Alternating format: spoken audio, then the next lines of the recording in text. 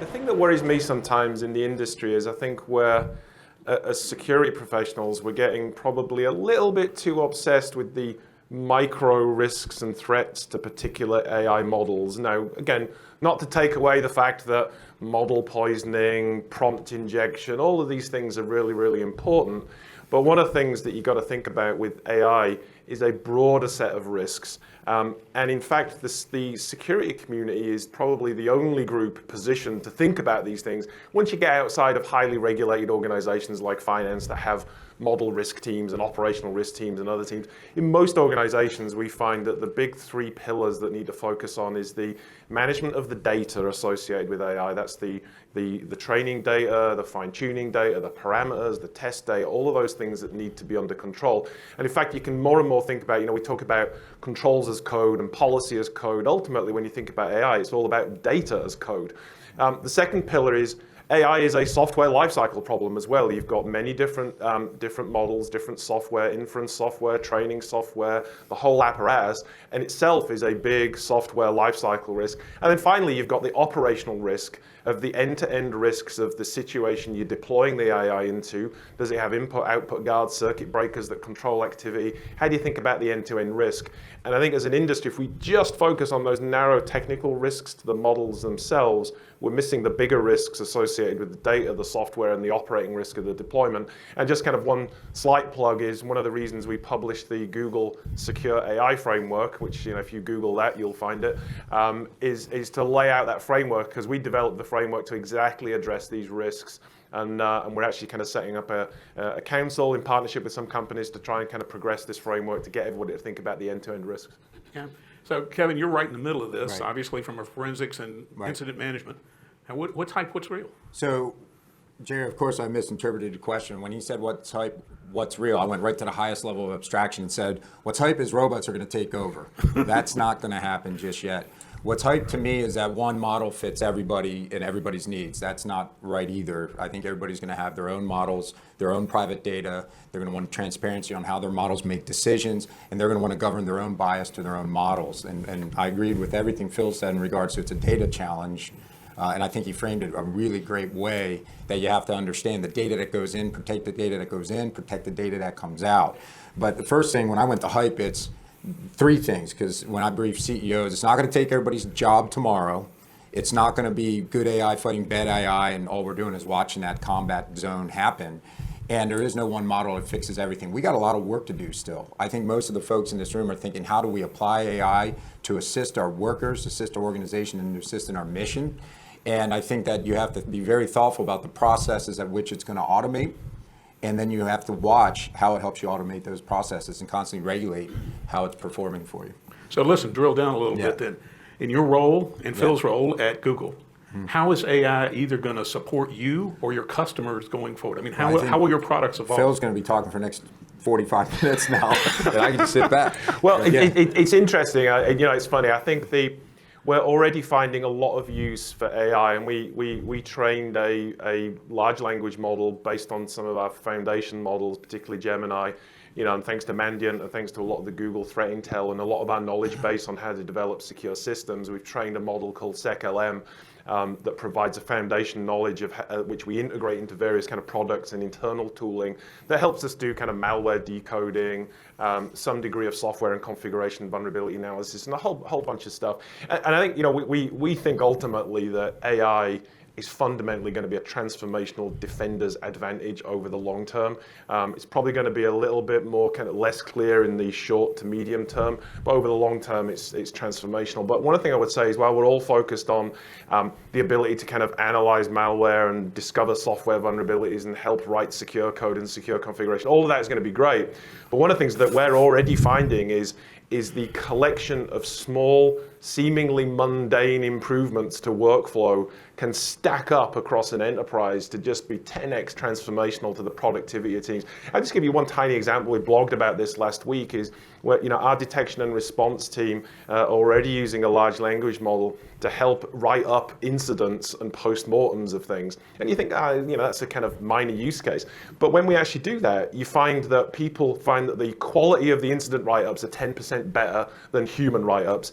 And it takes 50% of the effort to actually produce the write-ups. Now again, you imagine doing that across 500 elements in all your distributed security, risk management, compliance, and other workflows. Just that stacking up of all of those activities is going to be pretty transformational, alongside the really, really interesting technology transformations that are going to come on malware, software security, configuration analysis, and all the other things.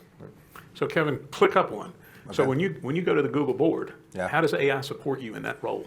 Well, I think, let me click up on this way. It's the now. So how we're using it now, and I'm almost going to repeat half the stuff Phil said, because first and foremost, we get better threat intel to our folks in the field that are trying to figure out what happened and what to do about right this second. And that does matter because it does a reduction in time. It used to be literally, we'd Google to learn things, or we'd go to the back office and say, what do we know about this threat actor? And the response was 55 PDF documents and 200 pages. We don't have time to go through that. The report generation, to Phil's point on that, most of our lead incident responders spend their time writing presentations.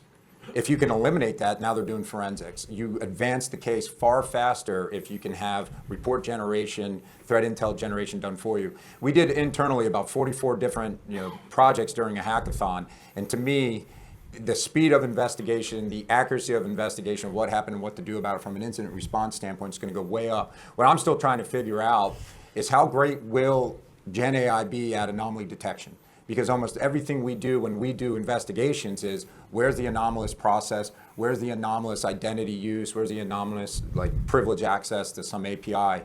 And I'm still trying to figure out when we get that into the field and leverage that. But state of the art today, we're still in the early stages, but we're going to get faster, and then you'll be able to understand our reports. I used to be the guy with the red pen going through our forensic reports, and because all of them are challenged by attorneys. So you got to write these things sharp, and you got to write them fast. You got to, and for those of you that ever go through an incident, one of the most important things is what's a fact during an incident.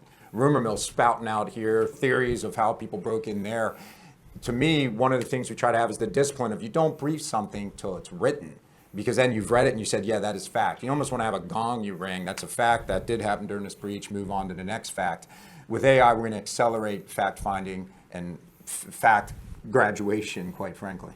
Right. Well, it's actually interesting as well, because one of the things that, while we're all very focused on generative AI, the thing to remember, especially for things like anomaly detection, is good old-fashioned, that kind of old-time stuff in all of the traditional machine learning is still immensely important and powers a lot of companies' ability to detect events and look for all sorts of interesting activity. And I think that's going to remain. And while everybody's focused on generative AI, there's some massive advances going on in more traditional deep learning and graph neural networks and other stuff that are going to have transformational effects on anomaly detection. So again, you see a little bit of this, not even just in security, in broader business terms.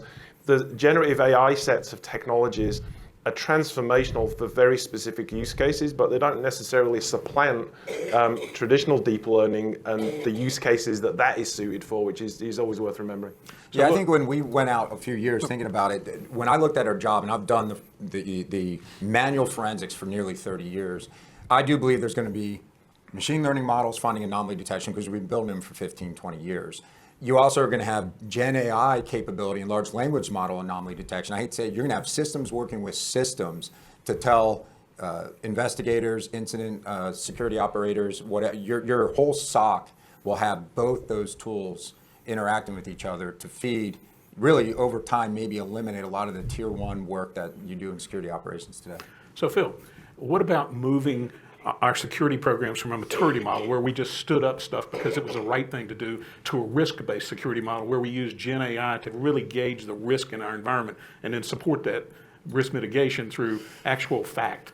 I mean, Gen AI could really help us there. No, absolutely. I mean, so when you look at most enterprise security programs, they're a combination of security, risk management, compliance, a whole set of factors. And generative AI models, particularly transformer-based models, can help with any of that. Again, some of the things that we see a lot of companies doing, they're using, again, traditional deep learning plus generative AI to be transformational in how they're thinking about identity and access management. I mean, again, it's not generative AI, it's traditional deep learning. We have a thing called IAM Recommender, which we use internally and customers use to look for anomalous structures in who has access to what, to save on the effort of everybody doing these kind of micro privilege reviews and recertification. you don't need to do that if you can get an AI to do that. The other thing that we're doing some research on, and we hope to publish this soon, is across most of our enterprises, you have dual control or separation of duty situations. So you've got human one doing something reviewed and approved by human two. What does it actually mean for one of those humans to be replaced by an AI, and what does the control mean? And ultimately, what does it mean for an AI to act as the check and balance on another AI?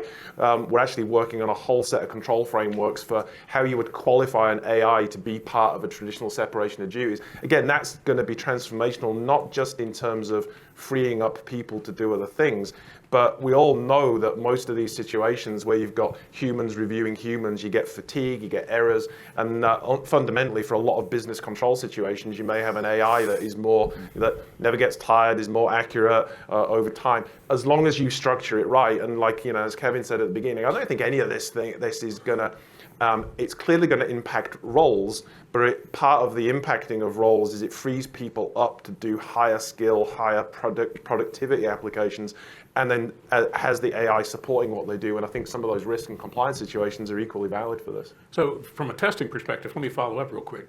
I mean, in the old days, we used fuzz testing to test for, software errors, software bugs, and vulnerabilities.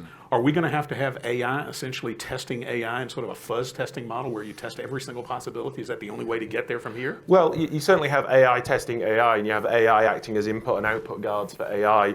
I think there's a lot of application in terms of, and again, it's like what Kevin says, is there's no one AI solution that is going to do all things. So you'll have various different AIs that will analyze systems, analyze the structure of software, and then there'll be other models that look for specific things in the structure that the AI has identified. But fundamentally, a big part of AI deployment, we have an AI red team, for example, which is a bunch of humans and a bunch of tools that really pushes the boundary on how the AI is performing. And again, as we all know with red teams, no matter how good the systematized testing is, a good human will always find the interesting edge cases to push the boundaries on how the AI is performing from not just a security, but from a trust and safety perspective as well. Kevin, how do you see the role of the CISO changing in the future with all this stuff? Well, I'll go back to the CISO for that one and comments for it, yeah. To me, I thought you were doing an independent evaluation. When you look at all security tech, it's not like everybody ripped out Symantec and McAfee overnight and said, we're going with CrowdStrike or Cylance and our endpoint. It's not like we took our firewalls and threw them out saying we're going right to next gen. Most people in security recognize you're going to run stuff in parallel and see how you're doing. If you're replacing your SIM, you don't just throw out your old one and throw in the new one. We're good to go. You run things in parallel. And I think in AI, at least in what Mandiant's doing, we'll leverage the things in parallel for a while and make sure there are humans watching. Do we like the outputs we're getting? Do we have transparency from the models to understand why it's making the decisions it's making? I still remember back 10 years ago, we created malware detection in our endpoint at Mandiant that was all based on models. Great. The problem is it would say something's bad and we didn't know why. And we'd spend 5 days trying to, well, it wasn't that long. It felt like 5 days reversing the malware to figure out how did the model learn that was bad. And we just wanted to be able to explain it. It would get it right, but we wanted to know why it's right. So I think it's going to be just like that. We're going to run AI and we're going to continue to leverage it till we trust it, which means it'll be human oversight for a while till we're comfortable in the results. And in some cases and processes, I can think back to business processes when I ran Fireside, where it's like at one point we had 2 people that all they did is reviewed every services contract and said, we're going to make SKUs for everything in that contract. Well, I'm pretty sure Gen AI could handle that one. No offense to those 2 people. Let's take them and have them go do something else rather than just read documents and create SKUs, because we had an appliance shipping way to transact even when we were selling services. There are a ton of processes that if you control the inputs and the data and the models, you can automate and then have the throughput to do other things. And by the way, nobody really likes those jobs. You do the same darn thing every day. And I think that's where Gen AI is going to be exceptional at those processes and automating. Now, going back to how it's going to change the role of the CISO, we have a CISO here, so I'd love to hear his answer first. It will, I'll start with this, I'll give you the obvious starting point. It will change your job, Phil. Well, so, the great thing is, the CISO role is the most wonderful job in the world. So, anything that can add to the toolkit is great. The one thing I would say, though, is, kind of touched on this at the beginning, is it's going to be interesting because I think AI is going to be the thing that pushes the CISO role closer towards being a chief risk officer role for most organizations. Now, in financial services is pretty unique given the extent to which it's been regulated and has been a very early adopter of different types of algorithmic controlled models, including AI. So when you look at financial institutions, they've got compliance teams, they've got independent risk management teams, they've got teams that do independent model validation, a whole array of things. And the CISO in those organizations has got a very critical job around the operational control and security of AI. But there's lots of other teams that do all the other things that I talked about on data control, data governance, data lineage, operational risk, risks around the compliance, trust, safety, and management of the deployments. But when you go beyond financial services and maybe one or two other highly regulated industries, when we work with a lot of customers, the CISO and the security team is having to very quickly broaden out their perspective to cover these data risks, these operational risks. And when you start doing that, you start touching up on becoming, in effect, the chief risk officer of a highly digitized, AI-driven organization. And I think there's a tremendous opportunity. So most security organizations are having to go there because a lot of organizations don't have that broader capability. Some security teams are kind of almost irked by the fact that they're having to go there, but I'd encourage people to think this is a positive thing. You know, it's yet another aspect of organizations taking advantage of the security team's skill set, enterprise breadth and capacity to pick up these risks. And so I think the CISO role is definitely transforming because of this, but it's transforming to get an even broader remit across the organization, which I don't think is a bad thing at all. So Kevin, let's look at a different angle here. Sure. Nation state attacks. Right. How is AI going to drive nation state attacks in a different way or in the same way? I mean, what's going to happen? Well, again, every time Jerry asks a question, having been a public CEO, I just say whatever I want anyway. But first, I want to go back to what Phil said. I think it's an opportunity for CISOs to have a greater role in remit. And I'm seeing a couple changes to the CISO role that have probably always been on the table. Who owns software security at a company? Some companies have it in the engineering. I always felt if you have the right CISO, you like having a CISO and a security mindset driving the security of a product. But I can see it going either way. When you look at AI, again, it's going to be the same opportunity to say who's going to be the one that says we have a bias, it's a bias we must change, we must regulate, we've crossed the line. And I can see committees being started, but I know personally, I would want a CISO, security first is my mindset. Not every company is going to be that way, but when you're a security first company, I think your CISO is going to get more empowered to handle more risk. And then to Phil's point, the CISO, you wrote a blog once, 10 kinds of CISOs. I think you're one of the few that came from the governance and risk side trying to measure with all kinds of controls. And there's a lot that were more tactical on, well, does this attack work against us, yes or no? Next, does that attack work against us, yes and no? The CISO role is an executive role now. The impact of a breach is far too grave, and you're going to see more talent in the role, and you're going to see folks that I think are going to be able to handle more of an expansion. To nation state attacks, every time I look at AI, first I almost bucketize it. There are people in boards that just go, tell me what it means to roll out AI safely and simply, and that's one conversation. Tell us about the cybersecurity impact of AI, and that's another conversation. And then the third one, which is probably the most grave, is tell us about synthetic media and the challenges of disinformation. And that's probably the biggest one in a subject that's too broad to cover in 8 minutes. And that's also the one that's like talking about, to some extent, a grave disease. It's a really hard conversation to figure out how we're going to handle synthetic media, how we're going to handle synthetic voice, synthetic video, synthetic images, and have, we already have a society that believes in conspiracy theory, and I think it's human nature to not want to be lied to. That's one thing. Going to the cybersecurity side is easier. Phil had mentioned, and I agree, we own our data. Therefore, the AI tool should help us secure our code before it helps bad guy find vulnerabilities in it. Don't you think? We have it first, or at least at the same time as a bad guy. So if you're looking at malicious actors, we have access to our organization's processes, our organization's data, our organization's professionals.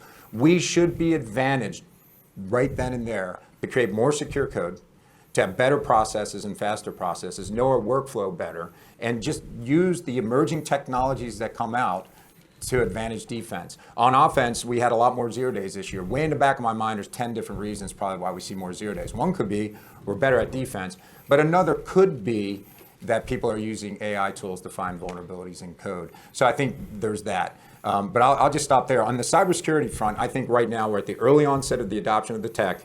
Its impact on cybersecurity in the early innings should be advantage to the defense. So let me follow up then. Yeah. We now have CISA. Yep. CISA sort of become a pseudo-regulatory agency, in a sense. So there's now a cybersecurity review board that's going to look at all Right. major issues. So tell me your thoughts. What about how is this going to roll out, and is it productive or counterproductive? I'll tell you my thoughts, but I want to hear Phil's, again, practicing CISO at a big cloud company that makes AI.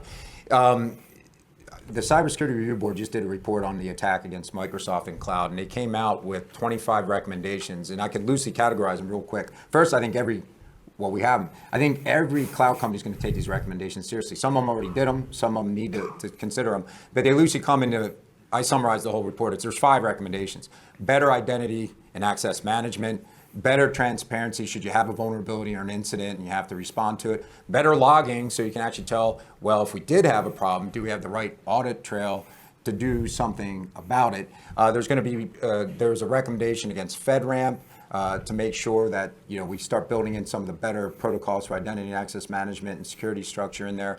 And there's a 5th one that is escaping right now, but we got Phil here. He'll fill in the 5th. Well, so it's interesting. I mean, I think, not just CISA, but many other government agencies, kind of NSA Cyber Collaboration Center, the National Security Council, Office of the National Cyber Director.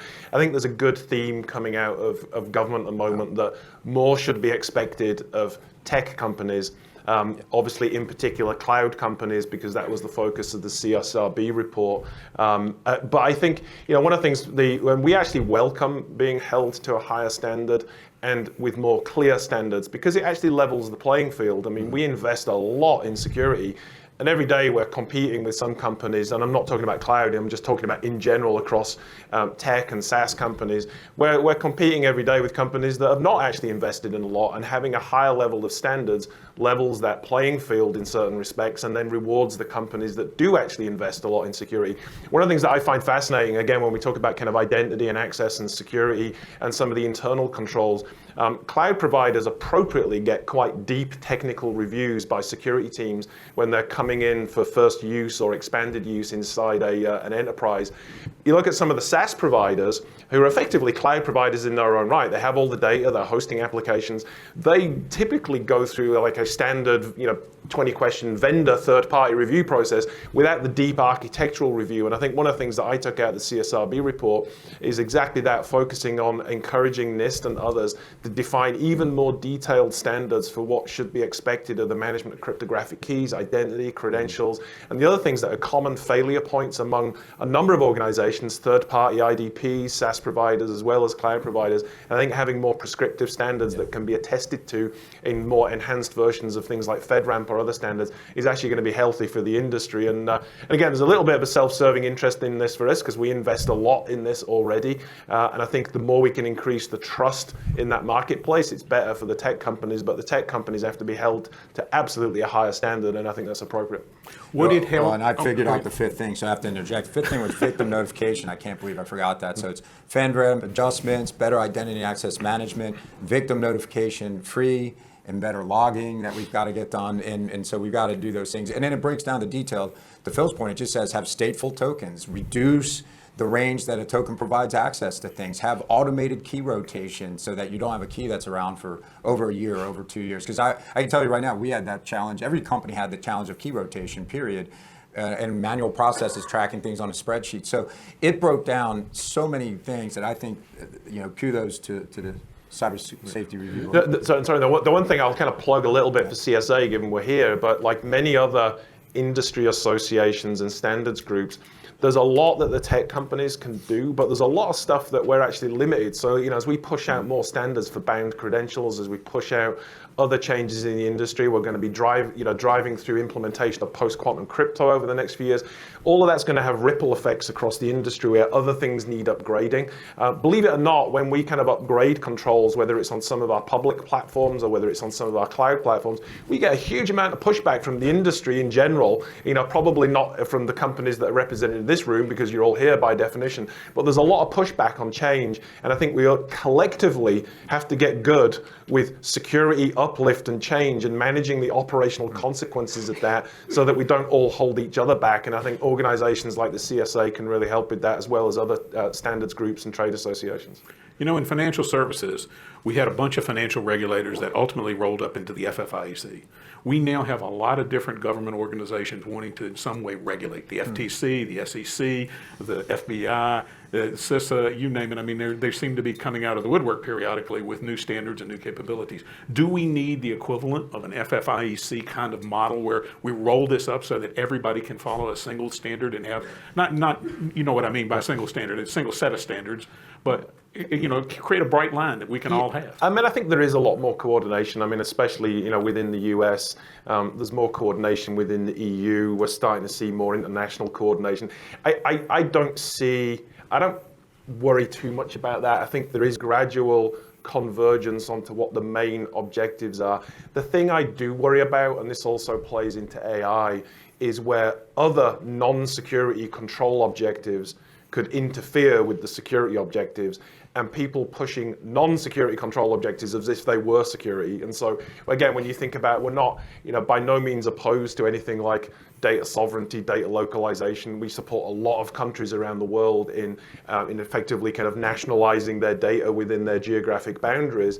But you've got to understand, is that for a privacy reason or is that for a security reason? And sometimes when you want to solve a security or a resiliency challenge, as we found with places like Ukraine, one of the best bets is to actually distribute your data under appropriate controls and stringent encryption. And so I think one of the things we've got to do in all of these regulations and laws, particularly as we get new subjects like AI, is think about how do we delineate what the security objective is from the privacy objective, from the sovereignty objective, and solve for each, but not confuse them. All are equally valid, all are tremendously important, but all have slightly different controls. And the more you kind of cross the controls, then it causes problems. Last word, Kevin?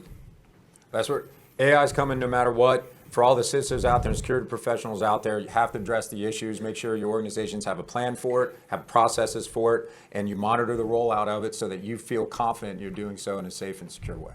I want to thank you guys. This has been incredible. If you guys take away one thing, you have heard from two of the best icons in our industry, and you should memorialize this because this is never going to happen again, I think. Thanks, guys. Thanks. 3 icons, Jerry.